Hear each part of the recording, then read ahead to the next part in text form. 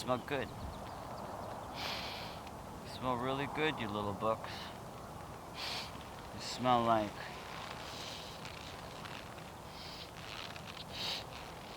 knowledge, time, lies,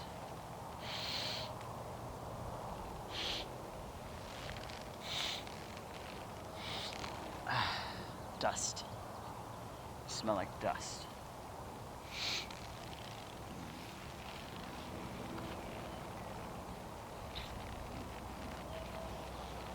I had to tie you up, little books. You're out of control. I bet you have a lot to say. I bet you want to run your mouth to me, huh? Okay. Let's hear you talk dirty.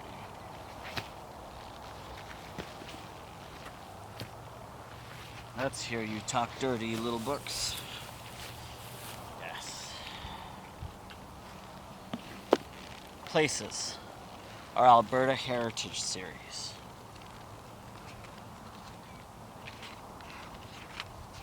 Commissioned by Calgary Power Ltd., Calgary, Alberta, Canada.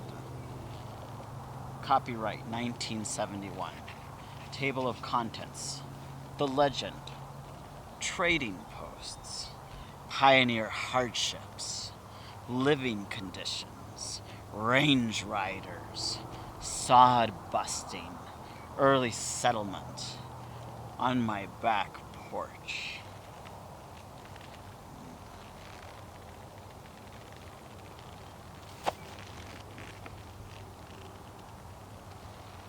New Pioneers.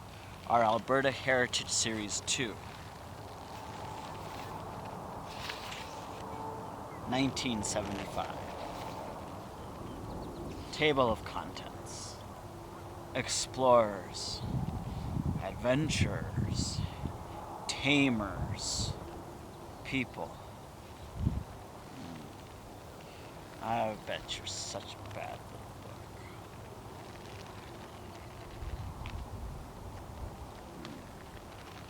book. People. Our Alberta Heritage Series. Copyright 1971. Table of Contents. 1. Churchmen. 2. Pioneers. 3. Riders and ropers. 4. Lawmakers and breakers. 5. Healers and helpers. 6. Condensed bibliography.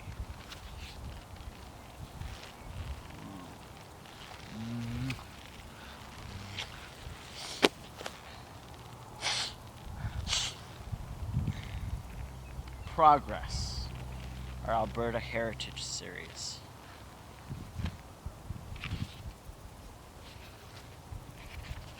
Table of Contents. Transportation. Resource development. Communication. Politics. And a promise.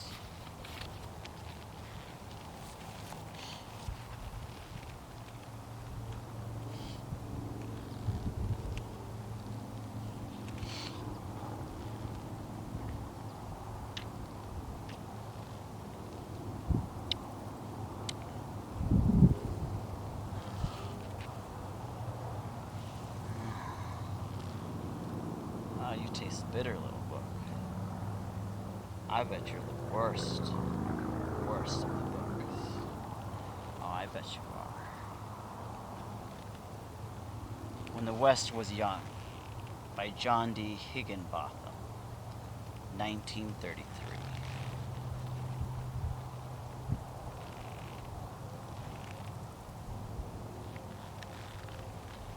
Chapter 16. The Indians.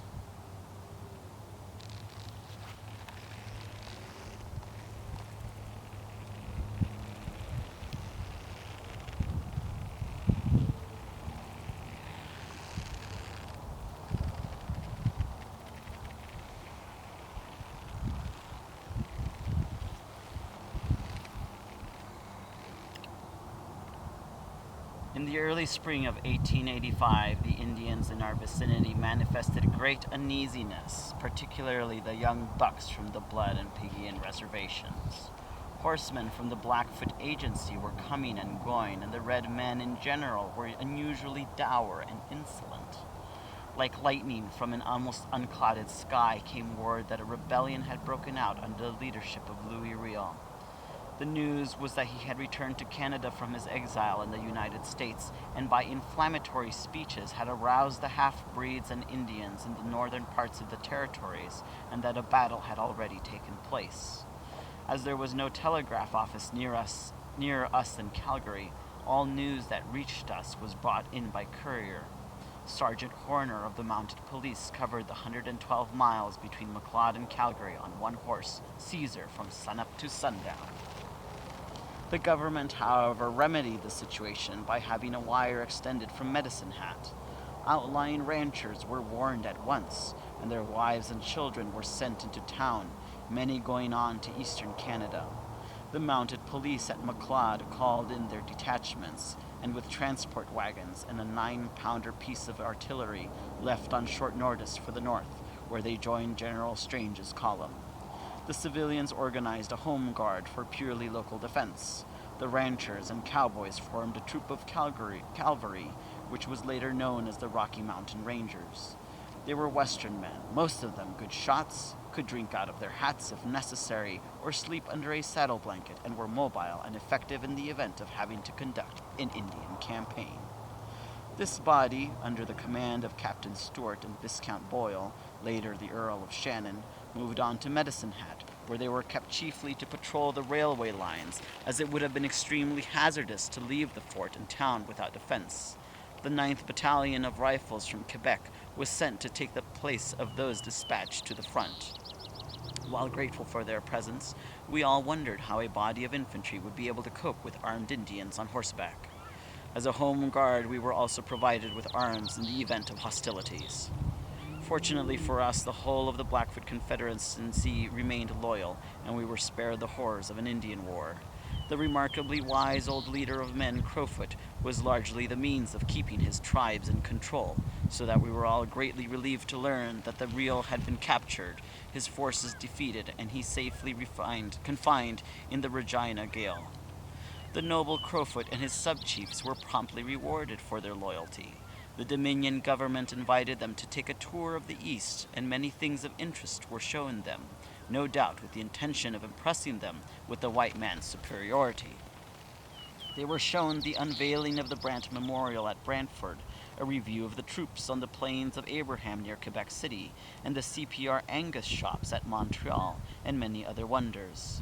I chanced to be having breakfast at the hotel on their return. When I asked them through their interpreter John what impressed them most of all they had seen, after an animated conversation they replied, "The monkeys at the Toronto Zoo." The Indians have a peculiar, if not fantastic, idea of the origin of the monkey. They, or some of them, believe that monkeys are a cross between a Chinaman and a cat. The great outstanding works of the white man's genius do not, as a rule, impress the Indians. He will appear unmoved after seeing a locomotive for the first time, or the great hoisting machinery in a mine, but he will appreciate the sight of water coming from a faucet, and regard a man with climbing irons ascending a pole with astonishment.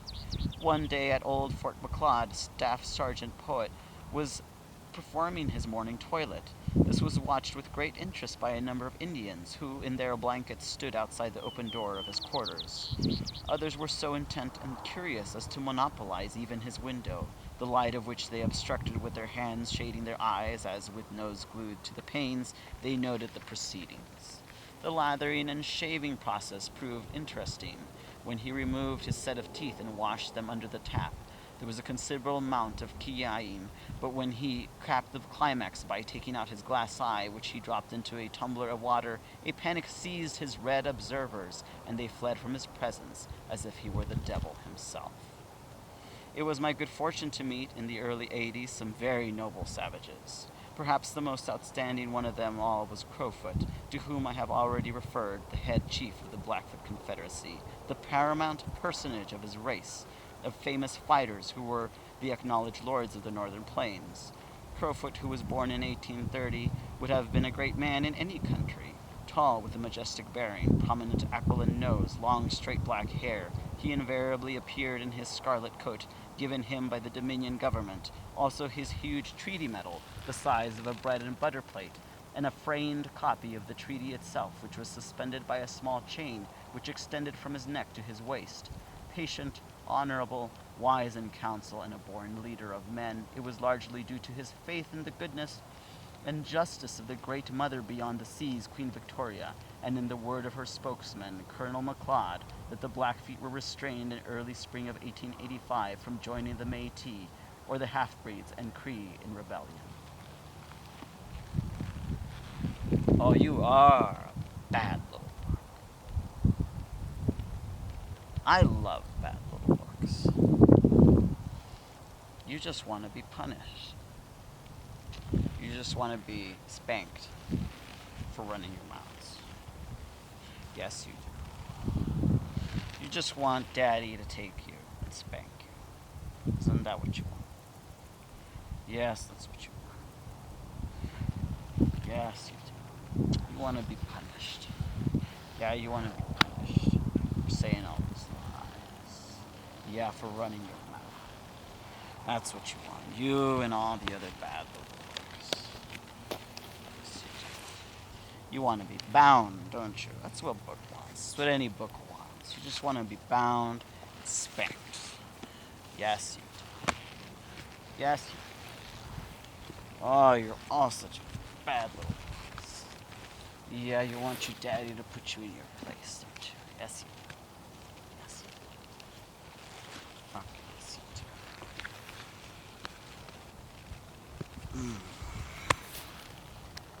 Oh, your daddy loves you. Yes, he does. Yeah. You want your daddy to show you off? Yeah. So everybody can see what bad little books you are. Everybody can hear you. Yeah. Talking dirty like that. Talking naughty. Yes. Yes, you do. Look at these bad little books. Look at them. Did you hear them? I think they need to be punished. Yes, they do. Bunch of dirty little books. I love dirty little books. Yes, I do. I love it. Just want to be spanked. Yes. Yeah. Just want your daddy's hand on you, don't you? Yes, you do. Yes, you do.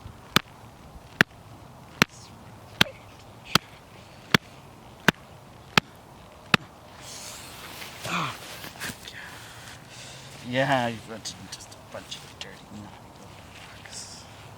Yeah, you want your daddy's hand on you. You want to be put in your place. Yes, you do. I love when you talk dirty about the West.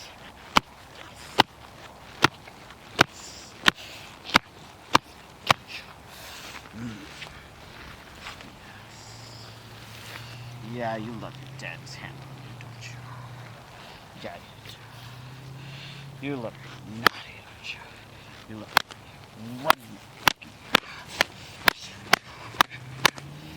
Oh, does that feel good? I bet that feels real good. I bet it does, yeah. I bet you like to get punished.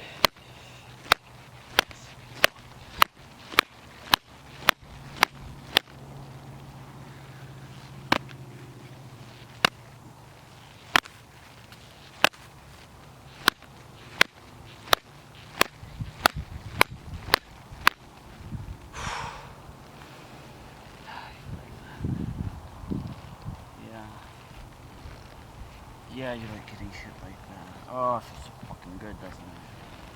I love sport. I love punishing you for running your fucking mouths. You naughty, dirty little bastards. Yeah. Fuck yes. Yeah, I think you can take it. Hey.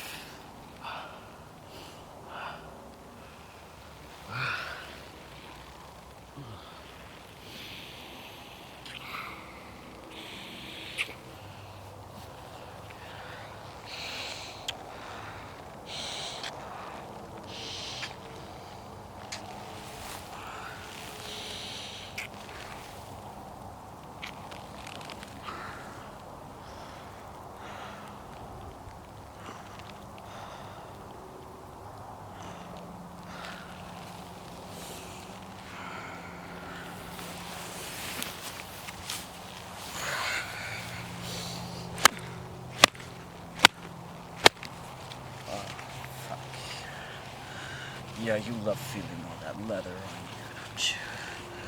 Yeah, you love thinking about all that fucking leather on you, yeah. Oh, teach you.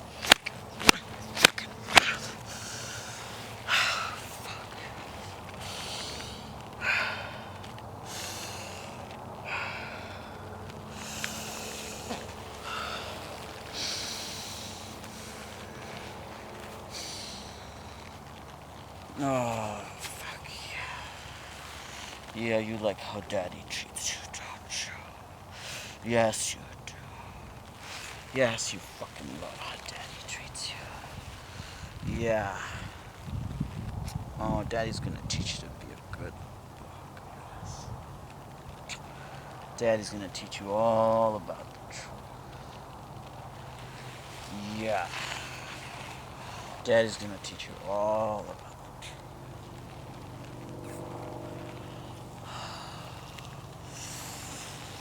I love your stupid little things you say.